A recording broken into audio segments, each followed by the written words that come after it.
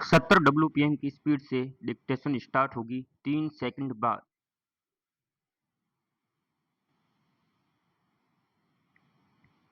Start. प्रतियोगी परीक्षाओं के पर्चों का केंद्रों पर पहुंचने से पहले ही बाहर आ जाना जैसे आम बात हो गई है।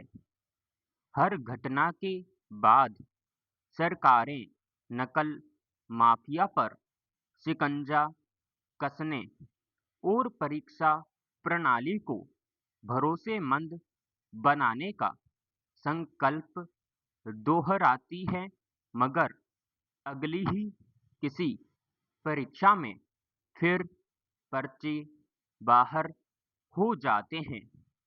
पिछले महीने उत्तर प्रदेश में पुलिस भर्ती परीक्षा का पर्चा फूटा था।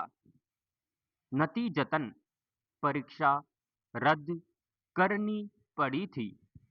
अब बिहार लोक सेवा आयोग की शिक्षक भर्ती परीक्षा के पर्चे परीक्षा से एक दिन पहले ही बाहर आ गए और नकल माफिया 10 लाख रुपए लेकर विद्यार्थियों को उनके उत्तर उपलब्ध कराने लगा था। बिहार पुलिस की आर्थिक अपराध शाखा को 2 दिन पहले ही जानकारी मिल गई थी कि शिक्षक भर्ती परीक्षा के प्रश्न पत्र हल करके बांटे जा रहे हैं। परीक्षा के बाद जब पकड़े गए और परीक्षा के प्रश्न पत्रों का मिलान किया गया तो जाहिर हो गया कि पर्चा पहले ही फूट गया था। अब इसे लेकर सत्ता पक्ष और विपक्ष एक दूसरे पर आरोप प्रत्यारोप लगा रहे हैं।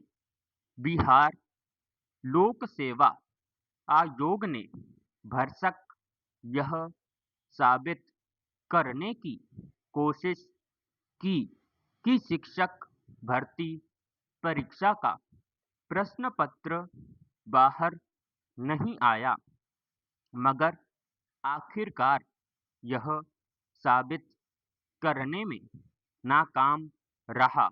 पेरा बिहार में कई वर्ष से शिक्षकों की भर्ती की प्रक्रिया रुकी हुई थी।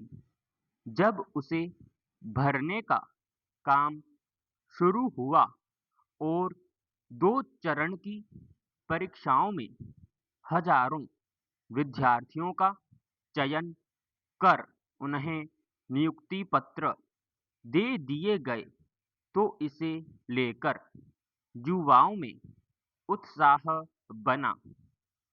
इस बीच नकल माफिया भी सक्रिय हो गया और इसके तीसरे चरण की परीक्षा में पर्चा बाहर निकाल लाया।